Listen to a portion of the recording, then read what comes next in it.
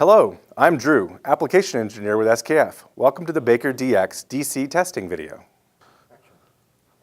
Now we will perform the DC test. I'm going to select the DC test icon at the bottom of the screen. And when that's highlighted, we'll see the DC test screen come up.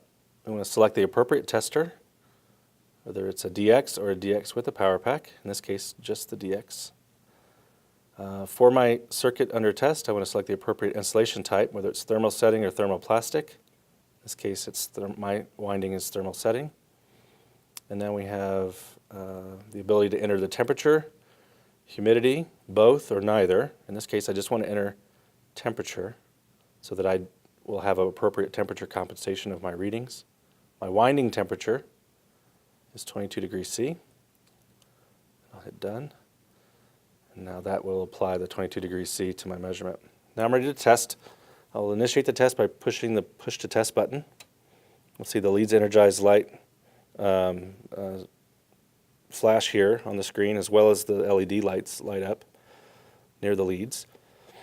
If I want to lock the push to test button, I can push this lock to PTT icon, and it'll say lock. It'll turn yellow, and I'll see PTT locked. I can release this switch. Now I can just ramp the voltage. Initially we'll ramp in slow mode, which is indicated by one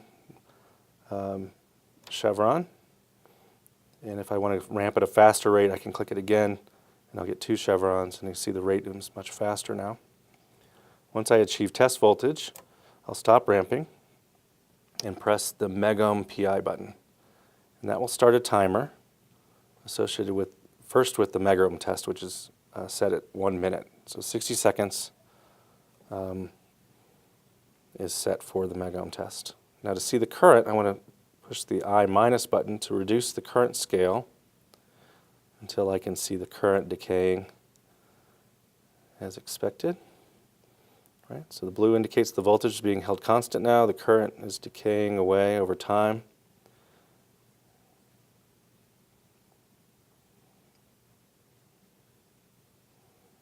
When the minute timer elapses, the insulation resistance value will populate here under IR for insulation resistance, next to the megohm units. And then it will proceed into a polarization index test, which we'll see shortly. All right, so now the megohm timer is completed, and now it says PI test, and it added an additional 540 seconds for a full 10-minute PI. The insulation resistance value has been populated here, 88,333 megohms at 22 degrees Celsius. And again, the current will just continue to dissipate for this entire duration. Upon completion of the PI, we'll ramp to the step voltage test next, but now we just wait. Okay, so now that the PI test is complete and we're ready to perform a step voltage high pot test, I will just increase the ramp rate, or increase the voltage by bringing over the voltage control knob.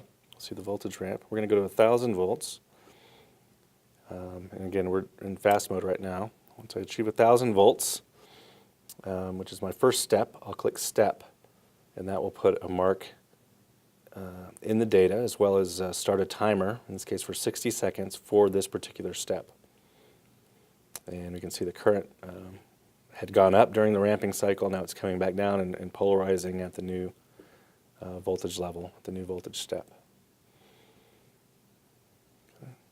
If we want to reduce the ramp rate, which I'll do on the next step, I'll just select that again, and then I'll change the chevron to 1 chevron. The rates are set in the user control setting and are customizable for both slow and fast ramp.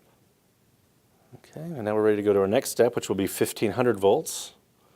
And I will ramp. So you can see the charging current increase. I'll go ahead and increase the current scale. You can see that during the ramping cycle. Once I get to 1,500 volts, I'll stop ramping. And then you see the current drops off. Of course, I want to hit the step again. This is my set a new timer for the next step. And we'll allow that to to time out. Now upon completion of this step, we're going to ramp to the final step, which will be 2,000 volts. And instead of hitting step on the last step, we're going to hit DC high pot.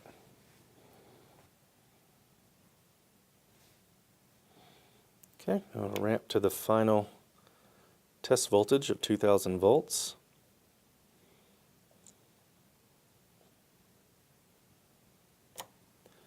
And on this step, we're going to push the DC high pot, so it'll record the DC high pot value after 1 minute.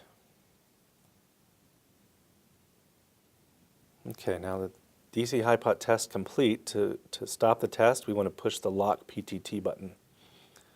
And that will discharge. We saw the window saying it was discharging the leads. Once the voltage drops below a minimal value, that window goes away.